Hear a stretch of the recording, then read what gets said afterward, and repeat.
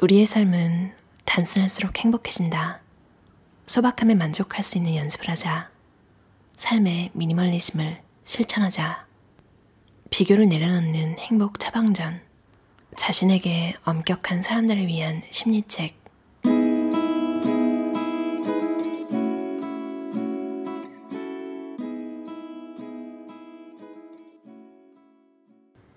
죽음을 몇 주 앞둔 90대 성직자와 매우 흥미로운 대화를 나눈 적이 있다. 그는 자신에게 필요한 것은 여행 가방 하나에 전부 다 들어간다고 말하며 그 덕분에 행복한 삶을 살 수 있었던 것 같다고 말했다. 이유를 묻자 그의 대답은 이러했다. 요즘 사람들의 삶에는 잡동사니가 너무 많아졌죠. 적게 들고 다닐수록 내 삶의 짐도 적어집니다. 나는 이 말을 영원히 잊지 못할 것이다.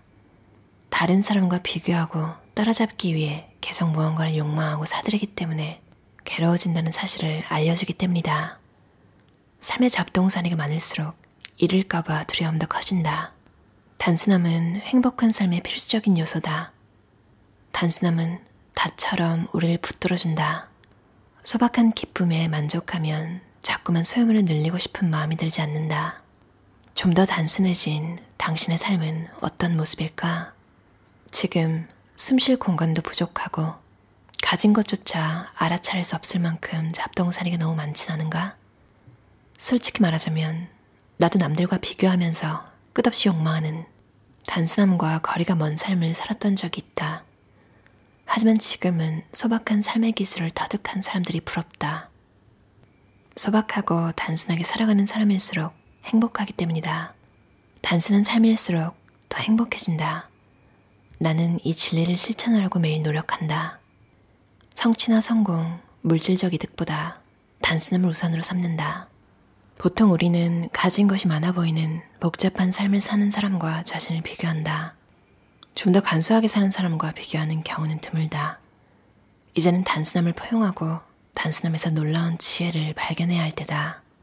넓게 보지 못하고 항상 커 보이는 남의 떡만 바라보면 끝없이 불행해진다.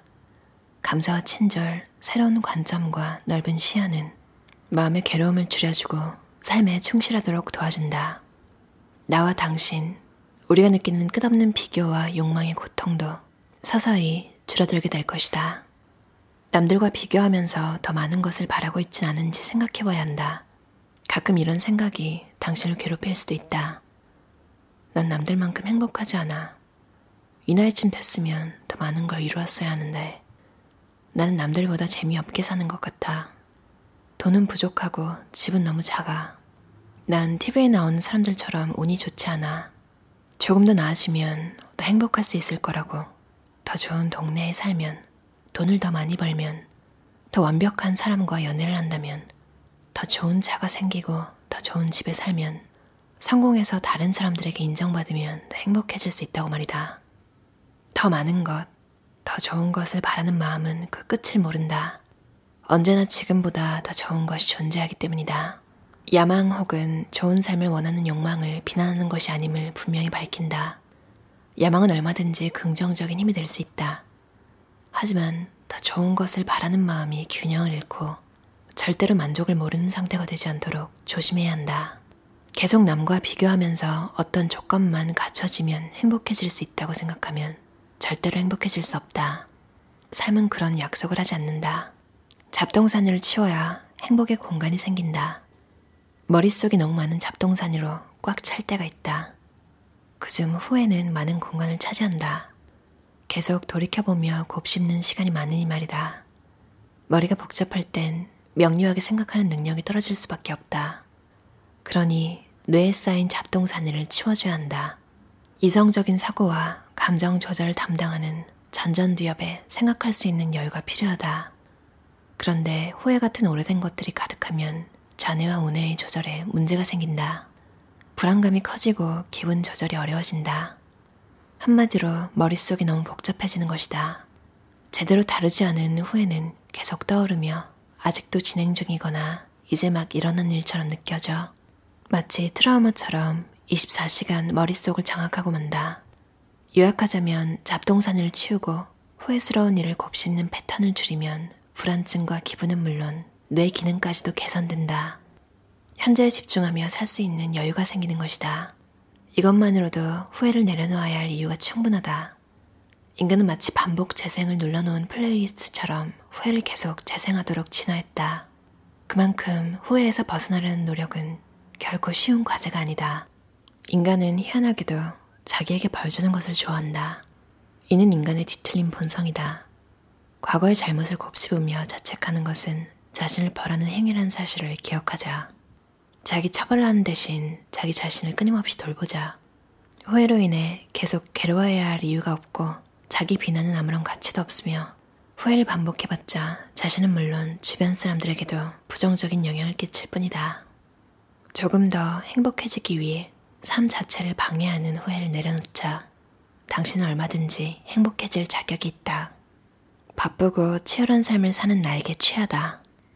얼마 전 모임에서 만난 사람이 스트레스도 너무 많고 압박감이 심하다고 말했다.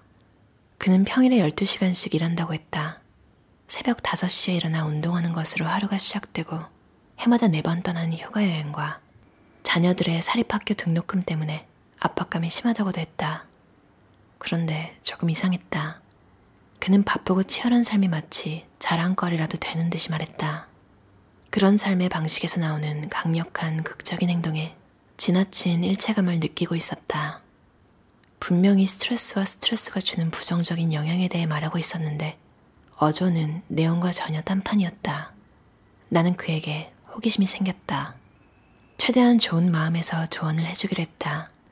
그가 느끼는 극심한 스트레스에 공감해준 뒤 업무나 여행 횟수를 줄이거나 사립학교 말고 다른 대안을 찾아볼 생각은 해본 적 없는지 물었다.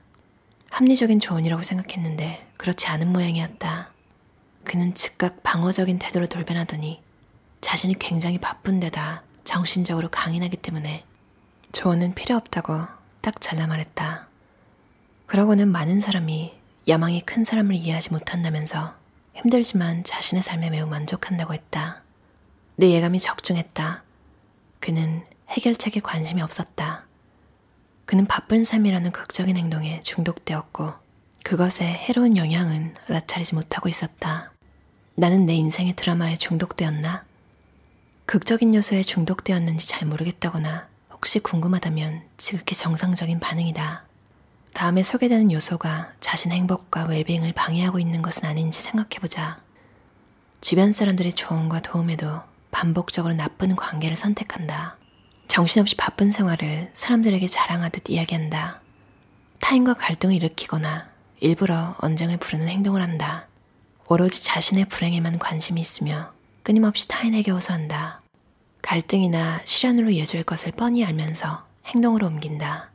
자신이나 타인의 불행을 반긴다. 심한 뒷담화로 갈등이나 분열을 일으킨다. 극적인 요소에 집착하는 행동에는 근본적인 원인이 존재한다. 내 경험상 그런 과도한 행동이 나타나는 원인에는 크게 5가지가 있다. 회피할 수 있는 핑계가 생긴다. 보상 심리가 작용한다. 관심을 끌고 싶다. 나의 극적인 정체성을 만든다. 행동을 보고 배워서 따라한다. 삶의 극적인 요소들이 가득하면 다른 일에는 개입하지 않아도 되는 이유가 생긴다. 즉, 피하고 싶은 사람이나 상황을 피하는 완벽한 핑계거리가 되어준다는 말이다. 우리 모두는 관심을 끌고 싶어 한다. 인생 무대에서 박수와 관심을 가장 많이 받는 주인공이 되고 싶은 것이다.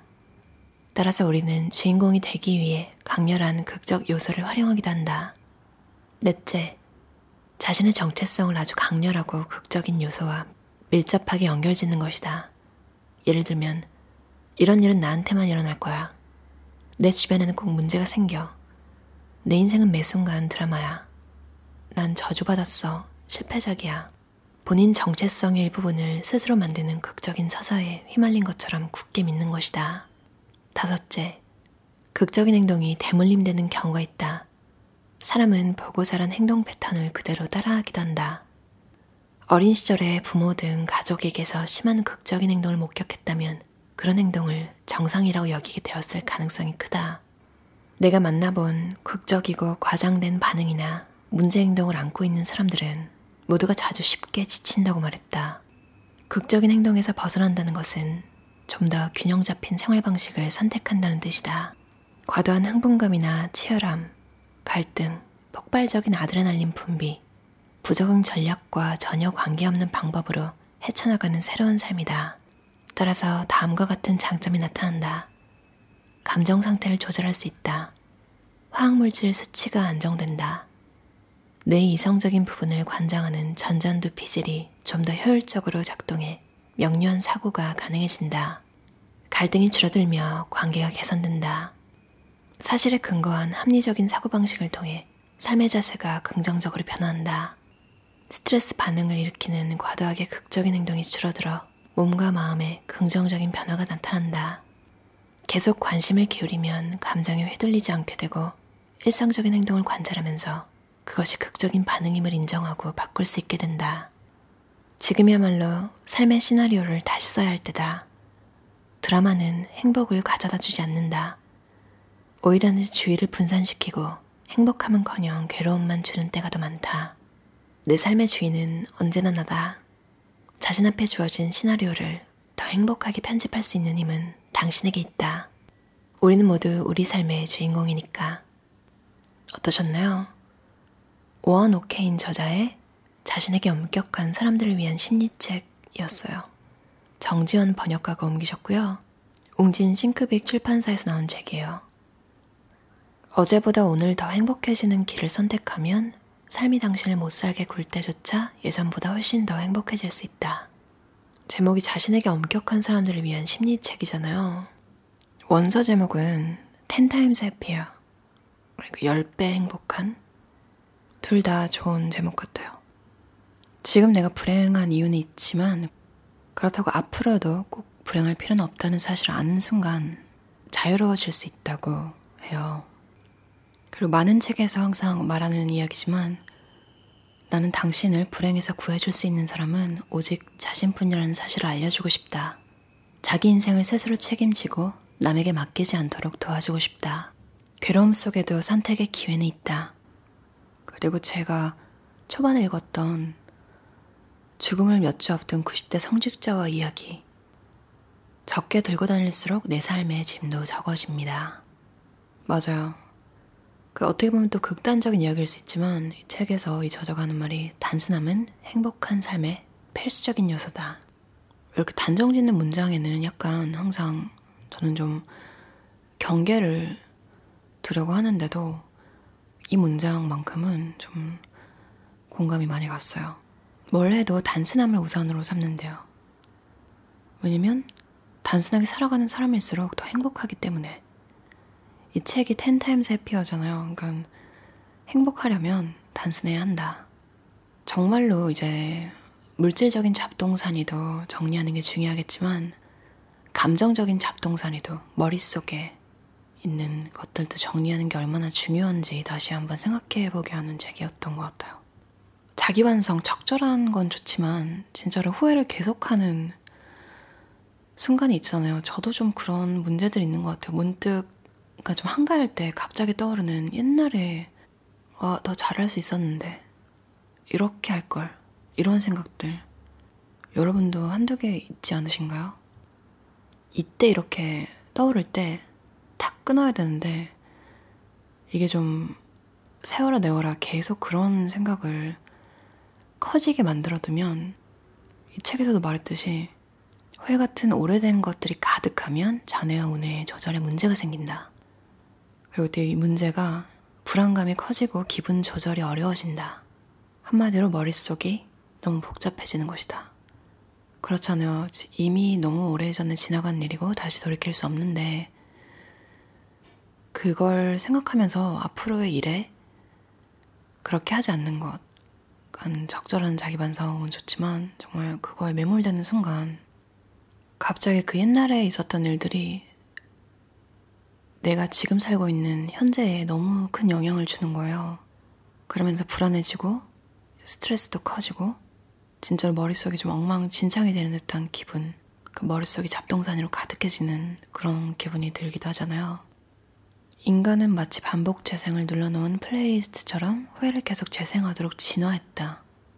참 신기하죠. 아까 제가 얘기했던 자기 인생을 계속 드라마로 만드는 사람들 이랑 마찬가지로 인간이 참 신기한 게 내가 내 자신한테 하는 행동인데도 그게 항상 좋은 행동만 하는 게 아니라는 게 너무 신기해요. 이 문장이 딱 설명하잖아요. 인간은 희한하게도 자기에게 벌 주는 것을 좋아한다. 이는 인간의 뒤틀린 본성이다. 어느 정도 다 누구나 이런 면이 자기도 모르게 그런 행동을 할 때가 있는 것 같아요. 그게 어떻게 보면 죄책감을 덜어주기 때문이기도 하고 뭔가 순간적으로는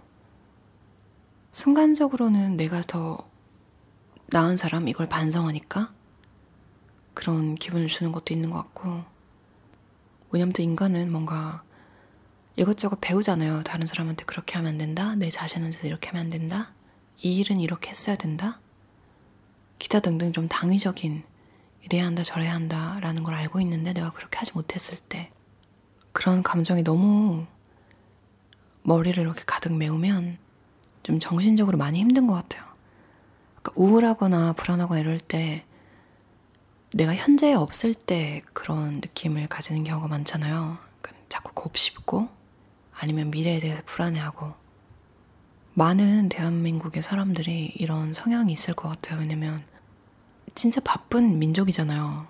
항상 빠르고 또 빠르면서도 정확하고 그러니까 뭔가 조금 되게 긴장감을 유발하는 사회적으로 그런 문화가 있는 것 같아요. 야무지다고 하잖아요.